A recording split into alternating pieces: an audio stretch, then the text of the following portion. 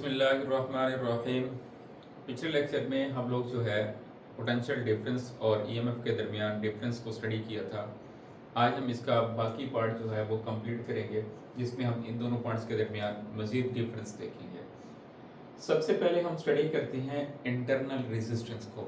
देखिए, हम लोग ये जानते हैं, हम पढ़ चुके हैं कि बैटरी हमारे पास सोर्स ऑफ करंट होता है, लेकिन हर सोर्स ऑफ करंट की अपनी रेजिस्टेंस होती है, जिसे हम इंटरनल रेजिस्टेंस कहते होते हैं। तो बैटरी की जो रेजिस्टेंस होती है, बैटरी के अंदर जो केमिकल मौजूद होता है, जो इलेक्ट्रोलाइट मौजूद होता है, जो इलेक्ट्रोड मौजूद होता है, उसके रेजिस्टेंस को कहा जाता होता है इंटरनल रेजिस्टेंस। तो सबसे पहले यहाँ पर हम इसका इंट्रोडक्शन लिखा, resistance due to presence of electrolyte between two electrodes. दो इलेक्ट्रोड्स के दरमियान जो इलेक्ट्रोलाइट पड़ा होता है, उसके रेजिस्टेंस को हम इंटरनल रेजिस्टेंस कहते हैं। इंटरनल रेजिस्टेंस नंबर 1 पे डिपेंड करती होती है डिस्टेंस बिटवीन इलेक्ट्रोड्स, और internal resistance distance between electrodes के डायरेक्टली प्रोपोर्शनल है। एरिया बिटवीन इलेक्ट्रोड्स के इनवर्सली प्रोपोर्शनल है। Nature of concentration of electrolyte पे डिपेंड करती होती है, और टेम्परेचर पे डिपेंड करती है। फॉर एन आइडियल सोर्स के लिए हम इंटरनल रेजिस्टेंस जीरो लेंगे। अगर इंटरनल रेजिस्टेंस जीरो तो फिर एनर्जी का लॉस भी हमारे पास जीरो होगा। अब हमने ये समझ लिया कि हर सोर्स ऑफ करंट की इंटरनल रेजिस्टेंस होती है, हर सोर्स ऑफ करंट की अपोजिशन होती है। जब उस चार सोर्स ऑफ करंट में से गुजर रहा होता है तो कुछ ना कुछ एनर्जी अपनी वहां पर लॉस करता होता है। अब हमें पता चल गया कि इंटरनल रेजिस्टेंस हर सोर्स की होती है, तो अब हमने सर्किट उसके अकॉर्डिंग ड्रॉ किया।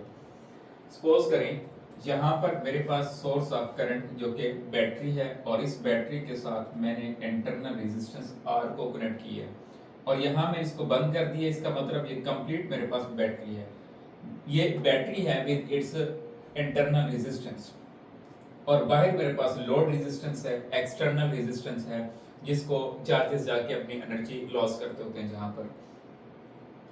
अब हम लोग यहाँ पर देख सकते हैं कि ये इंटरनल रेजिस्टेंस और ये एक्सटर्नल रेजिस्टेंस, ये दोनों आपस में सीरीज में कनेक्टेड है, और हम जानते हैं कि अगर रेजिस्टेंस सीरीज में कनेक्टेड हो तो इक्विवेलेंट रेजिस्टेंस कैलकुलेट करने के लिए दोनों की रेजिस्टेंसेस को हम लोग ऐड करते हैं।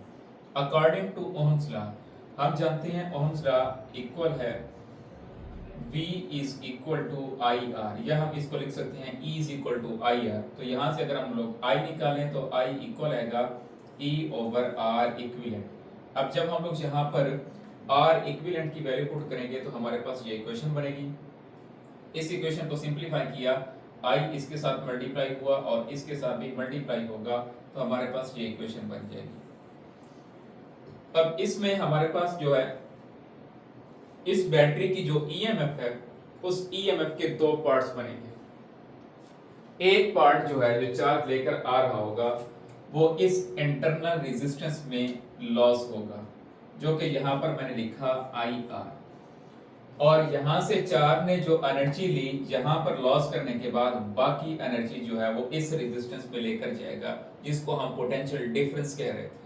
तो यहां पर हमारे पास जो ये कैपिटल आई आर है, ये टर्मिनल पोटेंशियल डिफरेंस है, जिसको मैंने यहाँ पर लिखा VT। तो ये इक्वेशन है, ये इक्वेशन हमें ये बताती है कि चार्ज बैटरी से जो एनर्जी लेता है उसके दो पार्ट होते हैं। एक पार्ट उसी इंटरनल रेजिस्टेंस में लॉस हो जाता है, और बाकी जो रिमेनिंग पार्ट होता है वो चार्जेस जो है किसके पास लेकर जाएंगे, एक्सटर्नल रेजिस्टेंस के पास, जिसको हम पोटेंशियल डिफरेंस कहते हैं। अब इस इंटरनल रेजिस्टेंस की वजह से हमें जो है ईएमएफ और पोटेंशियल डिफरेंस के दरमियान डिफरेंस समझना पड़ा।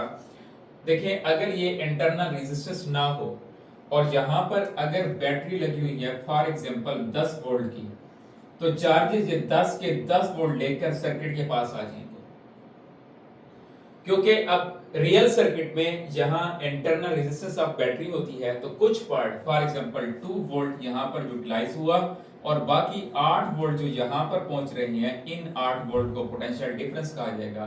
जबकि बैटरी 10 वोल्ट की है, बैटरी ने तो 10 वोल्ट दिए, अब बैटरी ने जो 10 वोल्ट दिए हैं इसको ईएमएफ कहा जाएगा, जो एक्सटर्नल सर्किट्स के पास वोल्टेज पहुंच रहे हैं इसको हम लोग कहते होते हैं पोटेंशियल डिफरेंस।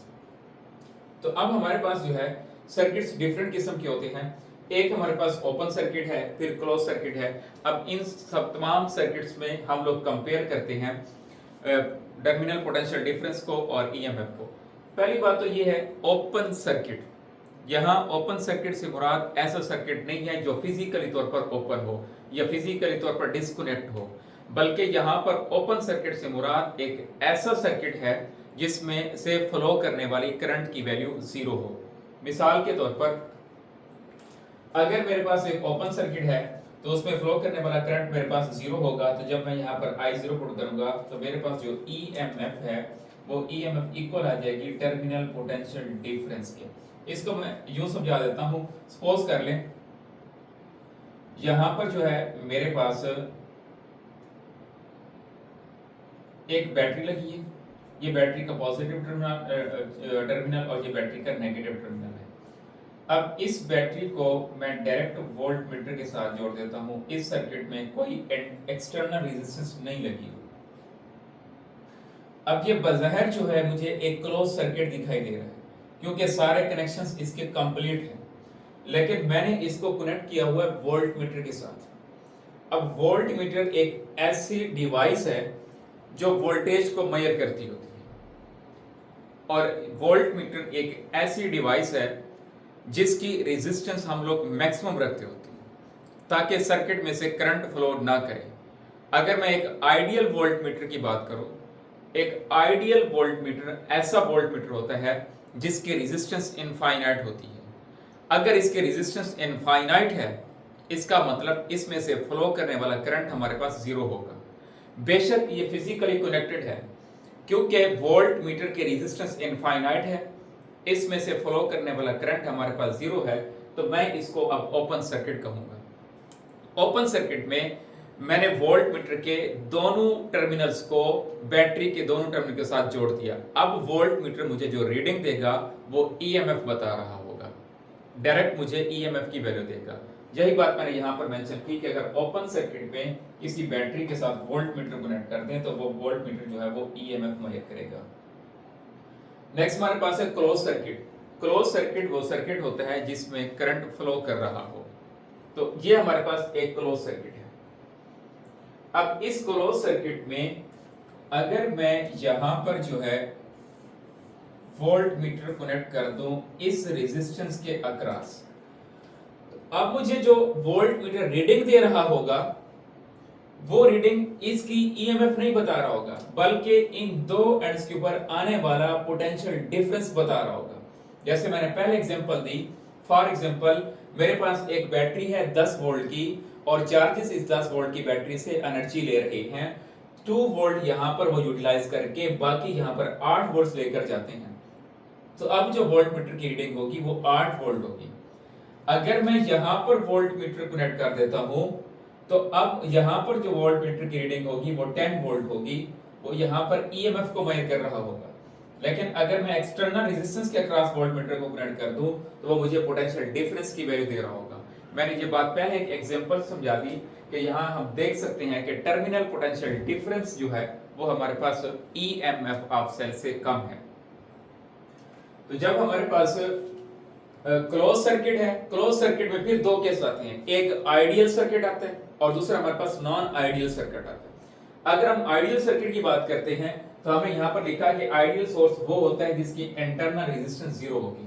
तो जब इंटरनल रेजिस्टेंस 0 इसका मतलब यहाँ पर लॉस खत्म हो गया, तो जितनी बैटरी की वोल्टेज है वो सारी की सारी यहाँ पर पहुंचेगी। अगर 10 वोल्ट की बैटरी है तो यहाँ पर वोल्टेज भी 10 वोल्ट पहुंचेगी। इसलिए अब जो है ईएमएफ और टर्मिनल पोटेंशियल डिफरेंस दोनों आपस में बराबर होंगे अगर इंटरनल रेजिस्टेंस ऑफ सर्किट जो है, इंटरनल रेजिस्टेंस ऑफ सोर्स अगर 0 हो जाए। नेक्स्ट हमारे पास है जी ये वाला केस, अगेन हम लोग सपोज कर रहे हैं जिसमें बैटरी 10 वोल्ट दे रही है, जिसमें से कुछ वोल्ट्स यहां पर ड्रॉप हो जाते हैं और बाकी वोल्ट्स एक्सटर्नल रेजिस्टेंस के पास जा रहे हैं। तो फिर अंडरस्टूड बात है एक्सटर्नल रेजिस्टेंस के पास आने वाले वोल्ट्स बैटरी के प्रोवाइड होने वाले वोल्ट से कम होंगे, यही बात मैंने यहाँ पर मेंशन की कि अगर टर्मिनल पोटेंशियल डिफरेंस यहाँ से निकालें तो हमारे पास टर्मिनल पोटेंशियल डिफरेंस आता है E माइनस आई आर। देखें आई ई में से कुछ माइनस हो रहा है, तो फिर अंडरस्टूड बात है कि टर्मिनल पोटेंशियल डिफरेंस की वैल्यू जो है वो EMF से कम होगी। इसके एग्जांपल, हमारे घर में फॉर एग्जांपल 220 वोल्ट्स आ रही है।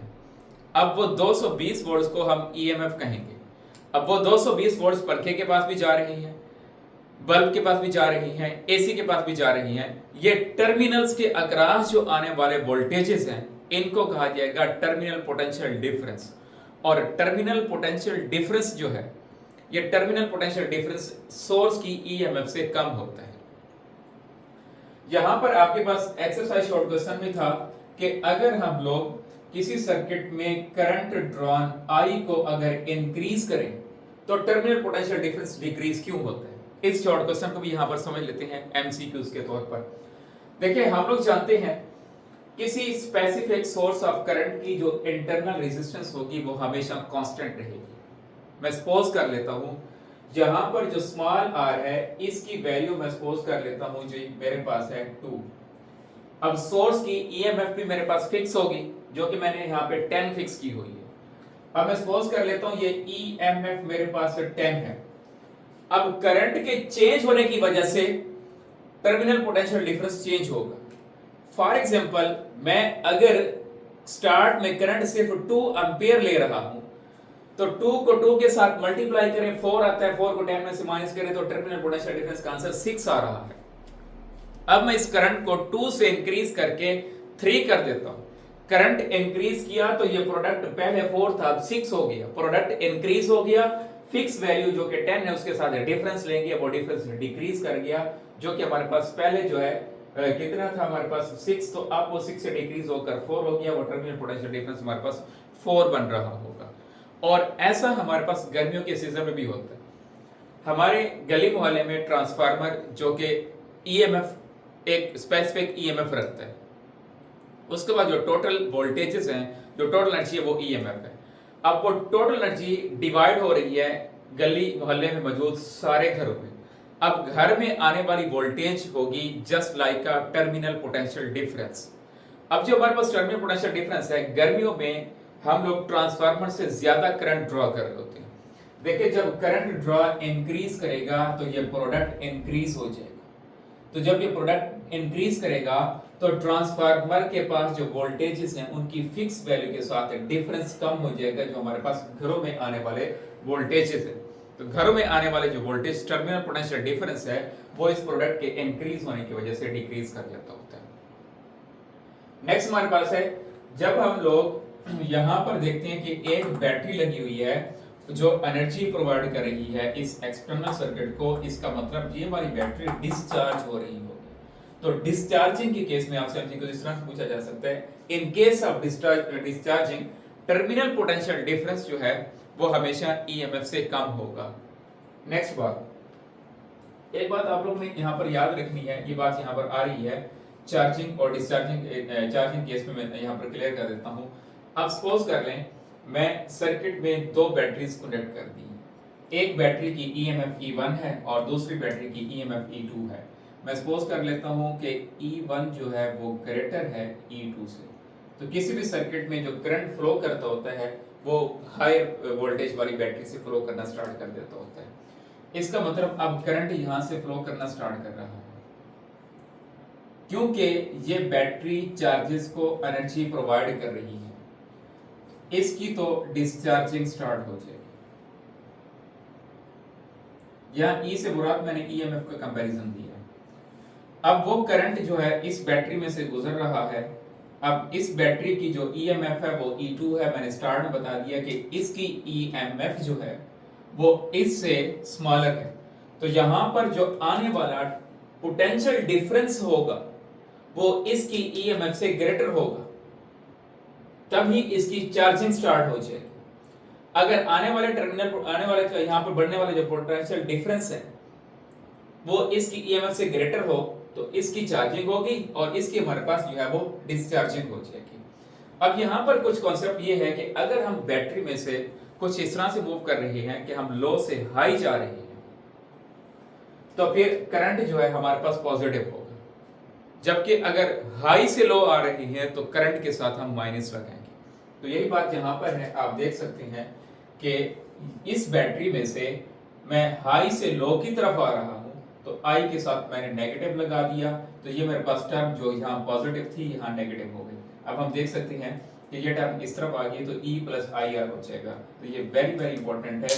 ये ऐसा सिर्फ और सिर्फ एक ही केस में पॉसिबल है, जब हमारे पास एक बैटरी चार्ज हो रही हो। तो बैटरी चार्ज उस टाइम होती है जब उसके पास आने वाला टर्मिनल पोटेंशियल डिफरेंस जो है उसकी ईएमएफ से ग्रेटर हो, फिर ही जाकर उसकी चार्जिंग होगी, अदरवाइज चार्जिंग जो है वो पॉसिबल नहीं है। नेक्स्ट हमारे पास मैक्सिमम पावर आउटपुट। देखिए हमने यहाँ पर देखा कि इंटरनल रेजिस्टेंस में भी एनर्जी लॉस होती है और यहाँ पर भी एनर्जी लॉस होती है। हम कहते हैं कि इस रेजिस्टेंस के अक्रॉस आने वाली जो पावर है वो हमारे पास मैक्सिमम होनी चाहिए। वो तब ही पॉसिबल है, एक शर्त है, अगर दोनों रेजिस्टेंसेस की वैल्यू इक्वल हो जाए। ये अगर 2 ओम की है, ये भी 2 ओम की हो जाए, तो फिर हम इस सर्किट से मैक्सिमम पावर आउटपुट ले सकते हैं, जिसका हमारे पास फार्मूला है E²/4R। और ये NET पेपर में जो है, पास पेपर में ये फार्मूला पूछा जा चुका है। टर्मिनल पोटेंशियल डिफरेंस और ईएमएफ को एक आखिरी एग्जांपल समझकर हम यहाँ पर टॉपिक क्लोज करते हैं। फॉर एग्जांपल, मेरे बैंक के अकाउंट में 100 रुपीज पड़े हुए हैं। अब वो उस टाइम तक 100 रुपीज हैं जब तक मैं विदड्रॉ नहीं करता, तो ये 100 मेरे पास ईएमएफ कहलाएगी। अब जब मैं इसको विदड्रॉ करता हूँ, बैंक कहती है कि हम 100 रुपीज पे 2 रुपीज काट लेंगे। अब जब तक वो 100 पड़े हैं वो मेरे पास ईएमएफ है। जब मैं उसको विदड्रॉ करवाता हूँ, विदड्रॉ करवाने के बाद 2 रुपीज के लॉस के बाद मेरे पास जो 98 रुपीज आते हैं, ये टर्मिनल पोटेंशियल डिफरेंस है। तो बैटरी जो टोटल एनर्जी चार्जेस को प्रोवाइड करती है before loss in internal resistance, वो ईएमएफ कहलाएगी। After loss in internal resistance, जो एक्सटर्नल सर्किट्स के पास एनर्जी जा रही है, वो हमारे पास टर्मिनल पोटेंशियल डिफरेंस कहलाएगी। कुछ एमसीक्यूज हमारे पास है। Potential difference across the terminal of a cell of EMF E and internal resistance R when delivering current I to an external resistance R। ये NET पास पेपर के MCQs है। इसमें भी जस्ट फार्मूला आपसे पूछा गया है, तो हम जानते हैं कि टर्मिनल पोटेंशियल डिफरेंस का फार्मूला होता है E minus IR। A cell of EMF E and internal resistance R is connected in series with an external resistance NR। EMF E है, इंटरनल रेजिस्टेंस हमारे पास R है, जबकि एक्सटर्नल रेजिस्टेंस जो है वो हमारे पास NR है। अब इस केस में जो रेशो है टर्मिनल पोटेंशियल डिफरेंस की और ईएमएफ की, वो हमने कैलकुलेट कर दी है। देखिए रेशो का मतलब हमने दोनों को डिवाइड कर दिया VT/E। अब यहां से देख सकते हैं VT किसके इक्वल है, IR के, तो मैंने VT की जगह पर IR पुट कर दिया, और ईएमएफ किसके इक्वल है, VT प्लस IR, तो यहां पर मैंने V प्लस IR लिख दिया। अब जो मुझे सिचुएशन गिवन है, एक्सटर्नल रेजिस्टेंस NR के इक्वल, यहां पर V अगेन आ गया, तो इसकी जगह पर भी मैं IR लिख सकता हूं। जब मैं इसकी जगह पर IR लिखूंगा तो इधर भी NR आ जाएगा। ऊपर जो है N भी कॉमन है और नीचे N भी कॉमन है, नीचे जो है हमारे पास सिर्फ I कॉमन है, तो I से I कैंसिल आउट हो जाएगा। स्मॉल r भी जो है डिनोमिनेटर में कॉमन है, स्मॉल r कॉमन कर लेंगे और ये I भी कॉमन कर लेंगे, तो ये दोनों कैंसिल आउट होकर बाकी हमारे पास ये वेरिएबल्स बचेंगे। तो इसका करेक्ट ऑप्शन है n/n+1। Next MCQ, the terminal potential difference of a cell when short circuit is very very important. देखिए अब तक हम लोगों ने कुछ सर्किट स्टडी की है, जिसमें एक हमारे पास था ओपन सर्किट जिसमें करंट जीरो होता है, और एक क्लोज सर्किट जिसमें करंट नॉन जीरो होता है, आइडियल सर्किट जिसकी इंटरनल रेजिस्टेंस जीरो होती है। शॉर्ट सर्किट वो सर्किट होता है जिसमें एक्सटर्नल रेजिस्टेंस जीरो हो। तो जब एक्सटर्नल रेजिस्टेंस जीरो होगी, सारी की सारी ईएमएफ जो है वो इसके पास जाएगी, यहां पर लॉस हो जाएगी। तो यहां पर हमारे पास पॉइंट है जी, the terminal potential difference of a cell when short circuit is. देखें हम लोग जानते हैं टर्मिनल पोटेंशियल डिफरेंस का फार्मूला है VT is equal to E minus IR। अब उसने जस्ट हमसे टर्मिनल पोटेंशियल डिफरेंस पूछा है, तो VT is equal to IR है। जब एक्सटर्नल रेजिस्टेंस जीरो हो जाएगी तो टर्मिनल पोटेंशियल डिफरेंस भी हमारे पास जीरो हो जाएगी। ये शॉर्ट सर्किट वो होता है जिसमें एक्सटर्नल रेजिस्टेंस जीरो हो, तो टर्मिनल पोटेंशियल डिफरेंस भी जीरो होगा। जब हमारे पास रेजिस्टेंस ही नहीं तो एनर्जी का लॉस कहां पर होगा। The EMF of a cell is E volts and internal resistance is R ohm. The external resistance in external circuit is R ohm. The potential difference of the cell will be। देखें ये अब बेशक उसने MCQs EMF के हवाले से और potential difference के हवाले से पूछ लिया है, लेकिन इसमें कॉन्सेप्ट कुछ और यूज कर रहा है, उसका हम समझते हैं। सपोज कर लें यहाँ पर मेरे पास बैटरी लगी हुई है और ये बैटरी की इंटरनल रेजिस्टेंस और यहाँ पर सर्किट में हमारे पास जो है वो एक्सटर्नल रेजिस्टेंस है। अकॉर्डिंग टू गिवन कंडीशन इसकी जो ईएमएफ है हमारे पास वो E है, इन दोनों की रेजिस्टेंस, इसकी भी R है और इसकी भी R है, दोनों की रेजिस्टेंस इक्वल है। अब हम ये बात जानते हैं कि ये दोनों रेजिस्टेंसेस तो सीरीज में कनेक्टेड है।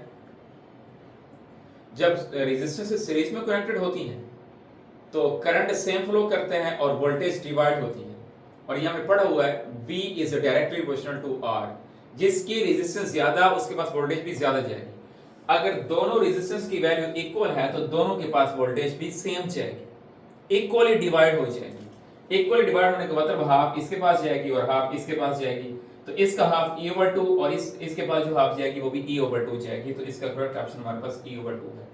एमसीक्यूज जो है वो टर्मिनोलॉजीज पोटेंशियल डिफरेंस और ईएमएफ के अकॉर्डिंग बनी हुई है, लेकिन सॉल्व हो रहा है ये parallel combination, series combination of resistor से। The electromotive force of a primary cell is 2 volt. EMF given है, when it is short circuit it gives a current of 4 ampere, its internal resistance in ohm। फिर again बात आ रही है short circuit की। Short circuit जब भी बात है इसका मतलब ये है कि इसमें जो हमारे पास कैपिटल R एक्सटर्नल रेजिस्टेंस है वो हमारे पास जीरो है। According to this formula E is equal to VT plus IR। इस फार्मूले के अकॉर्डिंग VT प्लस IR, इस फार्मूले के अकॉर्डिंग ये टर्मिनल पोटेंशियल डिफरेंस तो IR के इक्वल होता है कैपिटल R के साथ, ये तो हो जाएगा जीरो क्योंकि शॉर्ट सर्किट है। तो यहां से स्मॉल r इक्वल आएगा E/I के। अब मुझे E गिवन है जी 2 वोल्ट, जबकि करंट मुझे गिवन है 4 एम्पीयर, तो 2/4 1/2 जो कि हमारे पास 0.5 ओम बनती है। जी यहाँ तक जो हमारा जो टॉपिक था टर्मिनल पोटेंशियल डिफरेंस और ईएमएफ का वो हमने कंप्लीट किया। फर्दर हमारे पास इस चैप्टर के जो टॉपिक्स हैं वो इतने इंपॉर्टेंट नहीं है एनईटी के पॉइंट ऑफ व्यू से, लेकिन फिर भी हम लोगों ने उनको कंप्लीट करना है, जिनमें से पहला है किरचॉफ फर्स्ट रूल, जिसे हम KCLB कहते होते हैं, Kirchhoff current law. Sum of current flowing towards a point is equal to sum of current flowing away from point. इस पॉइंट की तरफ जितना करंट फ्लो कर रहा होगा उन सारे करंट्स का सम, इस पॉइंट से अवे जितना करंट फ्लो कर रहा होगा उन सारे करंट्स का सम आपस में इक्वल होगा। तो करंट की तरफ फ्लो करने वाला करंट, पॉइंट की तरफ फ्लो करने वाला करंट मेरे पास I1 और I2 है, मैंने दोनों को ऐड कर दिया I1 प्लस I2, और इससे अवे जो फ्लो करने वाला करंट है वो हमारे पास है I3 प्लस I4। अब अगर मैं इनको इस साइड पर ले आता हूं तो ये I3 और I4 माइनस का हो जाएगा, और यहां से फिर एक और इंपॉर्टेंट पॉइंट ये बनता है साइन कन्वेंशन का। Current flowing towards a point is taken as positive and current flowing away from point is taken as negative। I1 और I2 towards point जा रही हैं, इसका मतलब ये पॉजिटिव ले जाएंगे। I3 और I4 away from point जा रही हैं, तो इसका मतलब ये हमारे पास जो है वो नेगेटिव ले जाएंगे। तो सम ऑफ द करंट जो है वो हमारे पास जो है वो जीरो आएगा based on law of conservation of charge. इसका मतलब ये है इन दोनों ब्रांचेस में से जितना करंट इस पॉइंट की तरफ जाएगा, इन दोनों ब्रांचेस में से उतना करंट जो है इस पॉइंट से दूर जाएगा। Kirchhoff second rule, algebraic sum of potential change along a closed loop is equal to zero. देखें पहले हम इसका सर्किट समझ लेते हैं। सपोज कर लें एक चार्ज जो है वो यहां से मूव करना स्टार्ट करता है with zero energy, with zero potential. देखें जो हमारे पास इलेक्ट्रिकल सर्किट का कंपोनेंट रेजिस्टर है ना, रेजिस्टर में हमेशा एनर्जी लॉस होती है। बैटरी में एनर्जी लॉस भी होती है और बैटरी से एनर्जी गेन भी होती है। ये बात हमने यहां पर डिस्कस की। देखें इस केस में यहां पर बैटरी अपनी एनर्जी लॉस कर रही थी, चार्जेस यहां से अपनी एनर्जी ले रहे थे, और जहां पर ये बैटरी एनर्जी गेन कर रही थी, चार्जेस जो है यहां पर एनर्जी लॉस कर रहे थे, तो बैटरी से एनर्जी ली भी जा सकती है, डिस्चार्जिंग होगी, और बैटरी को एनर्जी दी भी जा सकती है, चार्जिंग होगी। इसके एग्जांपल अगर हम शॉप और बैंक का कंपैरिजन करें, बैंक से पैसे लिए भी जा सकते हैं और बैंक पे पैसे रखे भी जा सकते हैं, लेकिन शॉप पे हमेशा पैसे दिए जाते हैं, कभी शॉप से पैसे लिए नहीं जा सकते। वहां लॉस होता है, बैंक में लॉस भी हो सकता है और गेन भी हो सकता है। देखिए जहां पर एनर्जी गेन होगी ये साइन कन्वेंशन पॉजिटिव यूज होगा, और जहां पर एनर्जी लॉस होगी वहां पे साइन कन्वेंशन नेगेटिव यूज होगा। अब सपोज करें एक चार्ज यहां से मूव करना स्टार्ट करता है, सबसे पहले वो बैटरी में से जाएगा, तो यहां से बैटरी से एनर्जी गेन करेगा, इसका मतलब यहां पर पॉजिटिव साइन आएगा। और दूसरी बात मैंने यहां पर एक और भी समझाई थी कि अगर हम बैटरी में से इस तरह मूव कर रही हैं कि लो से हाई जा रहे हैं तो पॉजिटिव आएगा, तो वहां देख सकते हैं हम लो से हाई आ रहे हैं तो पॉजिटिव आएगा। उसके बाद अब वही चार्ज इस रेजिस्टर में से गुजरेगा, अंडरस्टूड बात है, यहां पर वो अपनी एनर्जी को लॉस करेगा। क्योंकि वो अपनी एनर्जी को लॉस करेगा तो इसका मतलब है कि यहां पर हमारे पास नेगेटिव आएगा। फिर वही चार्ज अपनी एनर्जी लेकर इस बैटरी में से गुजर रहा है, यहां अगेन अपनी एनर्जी को लॉस करेगा, इस बैटरी की डिस्चार्जिंग होगी, इस बैटरी की चार्जिंग स्टार्ट हो जाएगी। तो चार्जिंग उस टाइम स्टार्ट होगी जब चार्जेस अपनी एनर्जी बैटरी को देंगे। या फिर यहां पर मैंने ये पॉइंट भी क्लियर किया था कि अगर हाई से लो जा रही हैं तो हम लोग नेगेटिव लगाएंगे, एनर्जी लॉस होगी। तो यहाँ हाई से लो आ रही हैं तो अगेन यहाँ पर जो है वो नेगेटिव आएगा। अब कुछ एनर्जी बचाने के बाद वो इस रेजिस्टर में से गुजर रहा है, यहाँ पर भी अपनी सारी एनर्जी लॉस करके वापस स्टार्टिंग पॉइंट पे जीरो एनर्जी के साथ चला गया। इसका मतलब ये है, मैं ये कह सकता हूँ अगर फॉर एग्जांपल इसने यहाँ से जो एनर्जी ली वो 10 वोल्ट ली, इस बैटरी से 10 वोल्ट एनर्जी लेने के बाद 2 वोल्ट यहाँ पर खर्च कर दिए, बाकी उसके पास बच के 8 वोल्ट, 5 यहाँ खर्च कर दिए, बाकी उसके पास बच के 3 वोल्ट, 3 यहाँ पे खर्च करके वापस जीरो। अब थ्रू और द सर्किट अगर हम देखें तो पोटेंशियल चेंजेस इन्वॉल्व हैं, लेकिन the sum of the potential changes in close circuit अगर हम लें तो हमारे पास आंसर जो है वो जीरो आता है। ये देखें जी, इसका पोटेंशियल हमारे पास E है, अकॉर्डिंग टू ओम्स लॉ ये हमारे पास IR नेगेटिव के साथ आएगा, ये माइनस के साथ आएगा, और अकॉर्डिंग टू ओम्स लॉ यहाँ पर जो पोटेंशियल होगा वो माइनस IR2 होगा। इन सब का सम भी जो है वो हमारे पास जीरो के इक्वल आता है। ये इसकी स्टेटमेंट, और it is also based on law of conservation of energy. ये भी बेस करता होता है law of conservation of energy के ऊपर। कुछ पॉइंट्स हमारे पास हैं इलेक्ट्रिकल कंपोनेंट्स के लिए। बैटरी के बारे में मैंने आपको यहाँ पर बता दिया था कि हाई से लो कैसे मूव करेंगे और लो से हाई कैसे मूव करेंगे। यहाँ पर अगर हम बात करते हैं रेजिस्टर की, तो रेजिस्टर का इसमें ये है कि फॉर एग्जांपल अगर इसमें से रेजिस्टर में से करंट इस डायरेक्शन में फ्लो कर रहा है और हम भी इसी डायरेक्शन में मूव कर रहे हैं, करंट की डायरेक्शन और हमारी डायरेक्शन सेम हो तो नेगेटिव का साइन होगा। ट्रैवर्सिंग डायरेक्शन और करंट की डायरेक्शन अगर सेम हो, ट्रैवर्सिंग डायरेक्शन इस तरफ है, करंट की डायरेक्शन इस तरफ है, तो इसके साथ जो है वो पॉजिटिव लगाएंगे। लेकिन अमूमी तौर पर क्योंकि हमारे पास रेजिस्टेंस में एनर्जी का लॉस होता है तो हम लोग नेगेटिव ही लगाते होते हैं। व्हीटस्टोन ब्रिज आप लोगों का वहां पर तो लॉन्ग क्वेश्चन था जिसमें सारी हमारे पास डेरिवेशन थी, लेकिन हम लोग यहाँ डेरिवेशन तो नहीं स्टडी करेंगे, कुछ पॉइंट्स हम लोग यहाँ पर जो है वो डिस्कस कर लेते हैं। पहली पॉइंट तो ये है कि ये एक ऐसी डिवाइस है जिससे हम लोग अननोन रेजिस्टेंस कैलकुलेट करते हैं। ये इसकी स्टैंडर्ड इक्वेशन है। देखिए स्टैंडर्ड इक्वेशन के ऊपर आपसे कोई ना कोई क्वेश्चन पूछा जा सकता है। मिसाल के तौर पर यहाँ पर अगर इसकी तरतीब चेंज कर दी जाए R1 R2 R3 R4 की, तो आपने ये याद रखना है कि इसका तरीका ये है कि R1 over R2 R3 over R4 इनकी रेशियोज आपस में इक्वल होती है।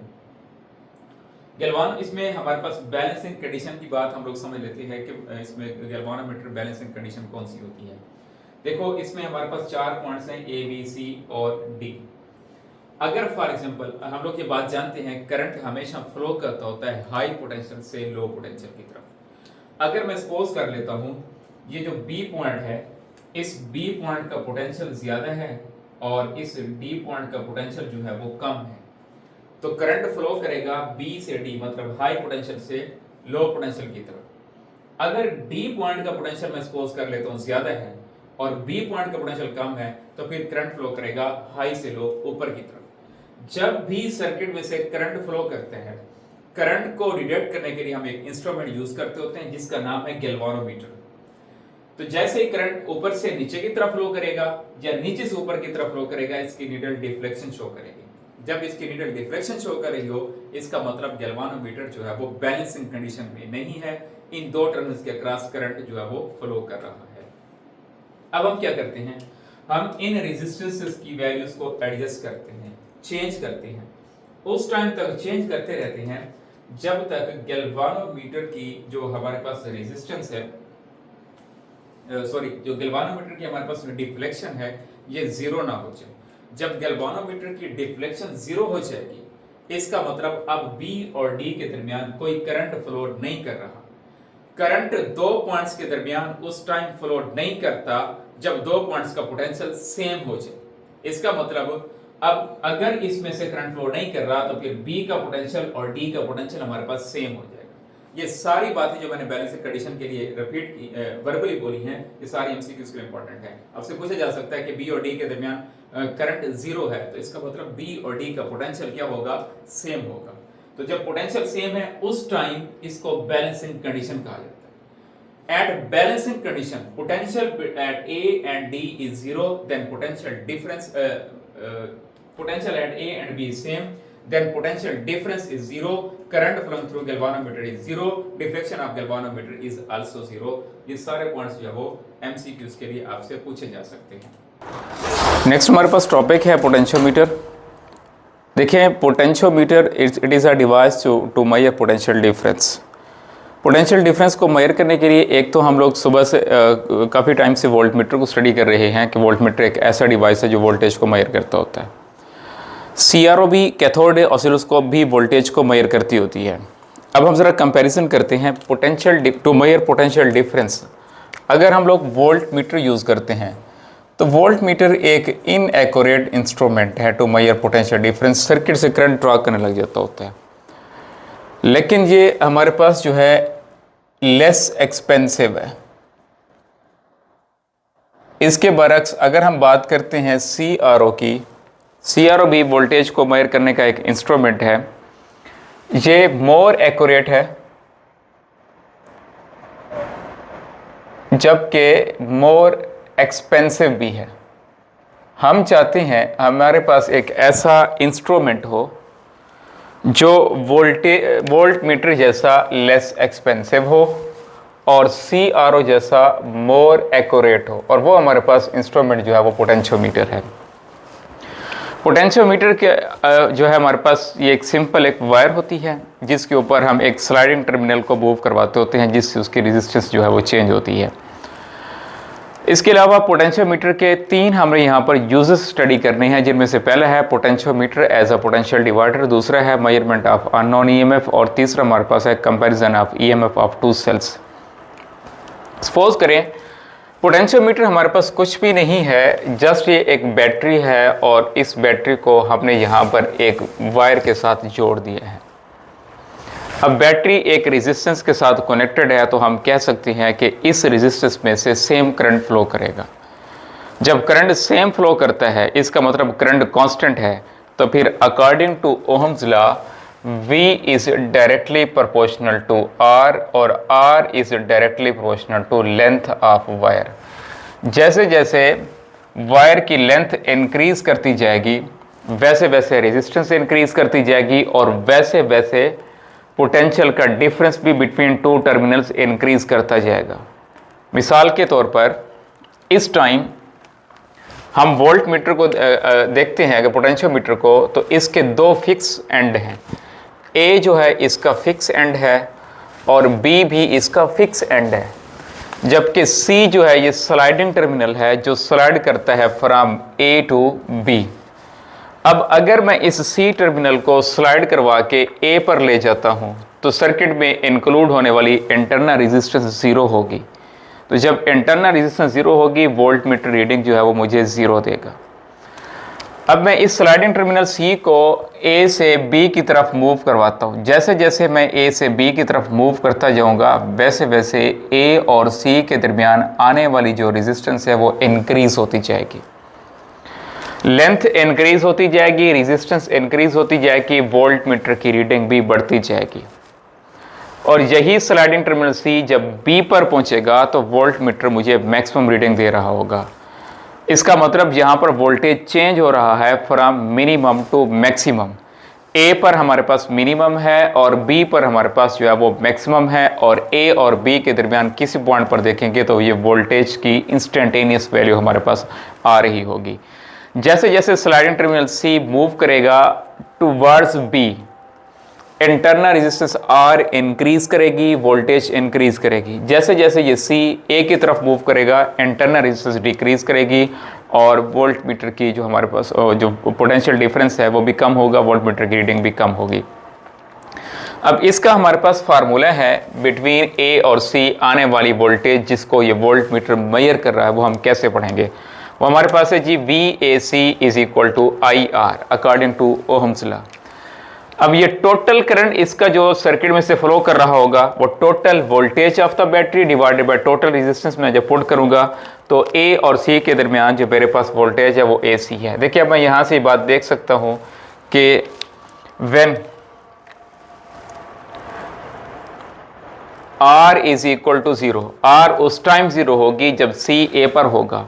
तो जब मैं R 0 पुट करूंगा तो A और C के दरमियान जो पोटेंशियल डिफरेंस है वो 0 होगा, और यही R इंक्रीज होते होते जब कैपिटल R के इक्वल होगी, when R is equal to R, तो फिर हमारे पास VAC जो है वो E के इक्वल आ जाएगा, equal to EMF of cell के इक्वल आ जाएगा, और इन दोनों पॉइंट्स के दरमियान पोटेंशियल जो है वो चेंज हो रहा होगा। Measurement of unknown EMF of cell. देखिए हमने यहाँ पर भी गैल्वानोमीटर के बारे में डिस्कस किया था, ये आपकी बुक में अलग से गैल्वानोमीटर लिखा हुआ है जिसमें वो डिफ्लेक्शन की बात डिस्कस है, तो वो आप बुक से रीड कर लेना, कोई ज़्यादा इंपॉर्टेंस में बातें नहीं हैं। हम लोग जानते हैं गैल्वानोमीटर एक ऐसी डिवाइस है जो करंट को डिटेक्ट करती होती है। अगर इसकी नीडल डिफ्लेक्ट कर जाए इसका मतलब सर्किट में से करंट फ्लो कर रहा है, अगर इसकी नीडल डिफ्लेक्ट ना करे तो इसका मतलब यह है कि सर्किट में से करंट फ्लो नहीं कर रहा।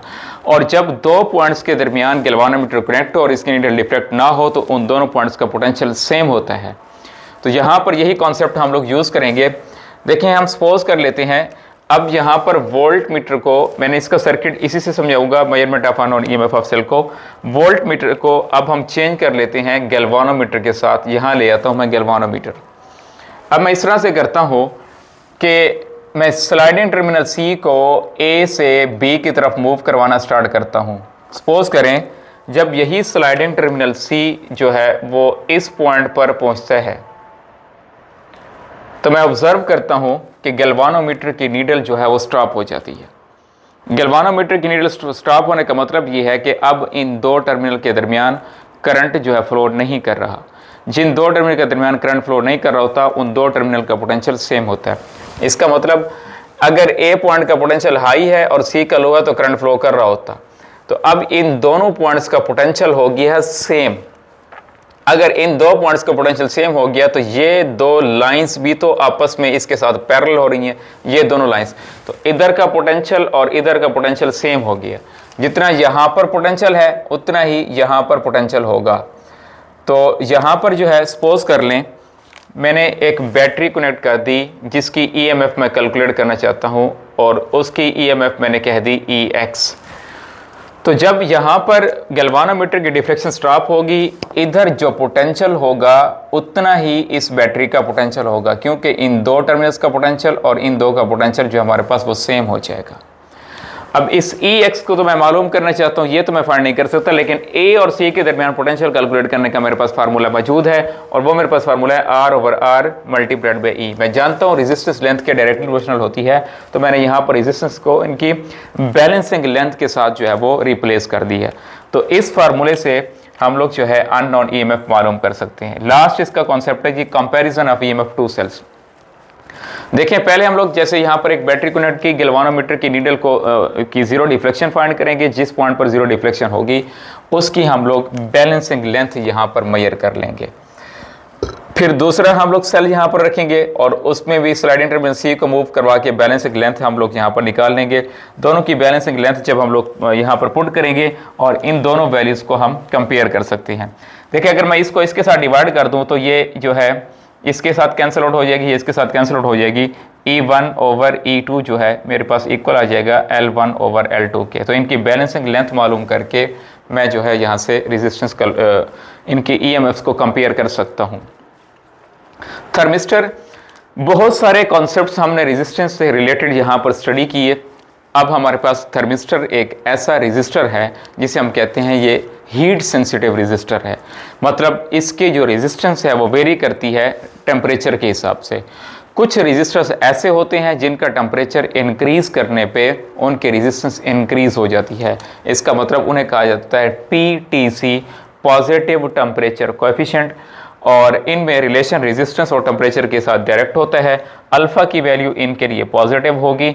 और कुछ हमारे पास थर्मिस्टर्स ऐसे हैं जिनका टेम्परेचर इंक्रीज करने पे रेजिस्टेंस जो है वो डिक्रीज करती है। इसका मतलब उनका रिलेशन रेजिस्टेंस के साथ इन्वर्स होता है और इनके लिए अल्फ़ा की वैल्यू नेगेटिव होती है। कुछ पॉइंट्स मैंने यहाँ पर बता दिए, कुछ पॉइंट्स आप बुक से रीड करेंगे। जैसे हमारे पास हाई नेगेटिव टेम्परेचर कोएफिशिएंट के रेजिस्टर्स होते हैं, वो 10 केल्विन तक का टेम्परेचर मेजर करने के लिए यूज़ होते हैं। ये आपकी बुक में MCQs मेंशन है। इसके अलावा PTC और NTC को हम पहले भी डिस्कस करते रहे हैं। R के साथ डायरेक्ट रिलेशन, R के साथ इनवर्स रिलेशन। फायर अलार्म के अंदर यूज़ होते हैं जहाँ पर टेम्परेचर इंक्रीज डिक्रीज होता है, वहाँ पर हम लोग जो है आमतौर पर थर्मिस्टर यूज़ करते होते हैं। फर्दर आप जिसे बुक से रीड कर लीजिएगा। लाइट डिपेंडेंट रेजिस्टर, ये हमारे पास ऐसे रेजिस्टर होते हैं जिनकी रेजिस्टेंस लाइट के हिसाब से वेरी करती होती है। अच्छा, इसमें हमारे पास हम एक कंडक्टर लेते होते हैं, उसका नाम है सिलीनियम, और सिलीनियम फोटो कंडक्टर है। जब इसके ऊपर लाइट फॉल होती है तो ये कंडक्टर बन जाता है, जब इसे डार्क में रखते हैं तो ये इंसुलेटर बन जाता है। इसका मतलब इसकी रेजिस्टेंस भी वेरी करती होती है। देखिए, हम लोगों ने बहुत सारे कॉन्सेप्ट स्टडी किए जिसमें टेम्परेचर इसमें रेजिस्टेंस वेरी कर रही थी। जैसे सिलिकॉन के बारे में स्टडी किया, जर्मीनियम के बारे में स्टडी किया, मतलब सेमीकंडक्टर्स के बारे में, थर्मिस्टर्स। अब हमारे पास लाइट डिपेंडेंट रेजिस्टर में मैंने आपको एग्जाम्पल बताई, इसमें फोटो कंडक्टर हमारे पास है जी सिलीनियम। इसके अलावा यहाँ पर मैंने डेफिनेशन मेंशन की, a semiconductor device whose resistance change with intensity of light, और इसकी RL stand for light dependent resistance, और इसका रिलेशन इंटेंसिटी के साथ इनवर्स होता है। इसकी मैंने 3 एप्लीकेशन यहाँ पर मेंशन की। नंबर 1 पे है लाइट सेंसर। अगर हम कंपैरिजन करें दिन के टाइम और रात के टाइम को, या स्ट्रीट लाइट्स ऑन ऑफ करने के लिए भी हम लोग जो है इसको यूज़ करते होते हैं। देखें, दिन के टाइम जो है LDR पे इंटेंसिटी ज़्यादा है, लाइट फॉल हो रही है, इंटेंसिटी ज़्यादा, तो RL हमारे पास जो है वो लो होगी। अब RL लो तो हम लोग जानते हैं वोल्टेज तो रेजिस्टेंस के डायरेक्टली प्रोपोर्शनल होती है, तो वोल्टेज भी लो होगी। इसका मतलब स्विच के पास लो वोल्टेज जा रही है। लो वोल्टेज पे स्विच ऑफ रहेगा तो स्ट्रीट लाइट्स भी ऑफ रहेंगी। रात के टाइम को इंटेंसिटी बहुत कम होती है। इसका मतलब ये है कि रेजिस्टेंस हमारे पास हाई है, वोल्टेज भी हाई होगी, V is directly proportional to R होता है। स्विच ऑन हो जाएगा जब हाई वोल्टेज जाएगी, बल्ब भी हमारे पास ऑन हो जाएगा। कैमरा एक्सपोजर कंट्रोल, इसमें पहला तो यहाँ मैंने रिलेशन मेंशन कर दिया जो यहाँ पर यूज़ हो रहा है कि एक्सपोजर टाइम जो है वो लोड रेजिस्टेंस के डायरेक्टली प्रोपोर्शनल और वो इंटेंसिटी के इनवर्सली प्रोपोर्शनल होता है। ब्राइट लाइट, दिन के टाइम को जब हमारे पास लाइट फॉल हो रही होती है तो अंडरस्टूड बात है RL हमारे पास कम होगी, तो कैमरा जो है वो सेंस करेगा मोर लाइट को और एक्सपोजर टाइम जो है वो डिक्रीज कर जाएगा। पिक्चर जो है हमारे पास वो ब्राइट नहीं होगी। इसी तरह रात के टाइम में RL हाई, कैमरा जो है वो लो लाइट को सेंस करेगा और एक्सपोजर टाइम इंक्रीज कर जाएगा और पिक्चर जो हमारे पास ब्राइट और क्लियर होगी। वोल्टेज डिवाइडर, देखें यहाँ पर हमारे पास एक रेजिस्टेंस लगी हुई है R, एक्सटर्नल रेजिस्टेंस, और यहाँ पर रेजिस्टेंस लगी हुई है लोड लाइट डिपेंडेंट रेजिस्टर्स। दिन के टाइम में ये होगा कि ये लोड रेजिस्टेंस कम होगी तो वोल्टेज भी हमारे पास लो होगी। रात के टाइम में रेजिस्टेंस लो होगी, हाई होगी, वोल्टेज भी हाई मिलेगी और ये वाली वोल्टेज जो हमारे पास इंक्रीज कर जाएगी। ये वोल्टेज डिवाइडर भी स्ट्रीट लाइट में यूज़ होता है, इसी लाइट सेंसर के साथ जो है वो मिलता जुलता है जी। ओके जी, हमारा ये जो चैप्टर नंबर 9 था वो ख़त्म हो चुका है। अब हम जो है वो नेक्स्ट चैप्टर की तरफ मूव करेंगे। अल्लाह हाफिज़।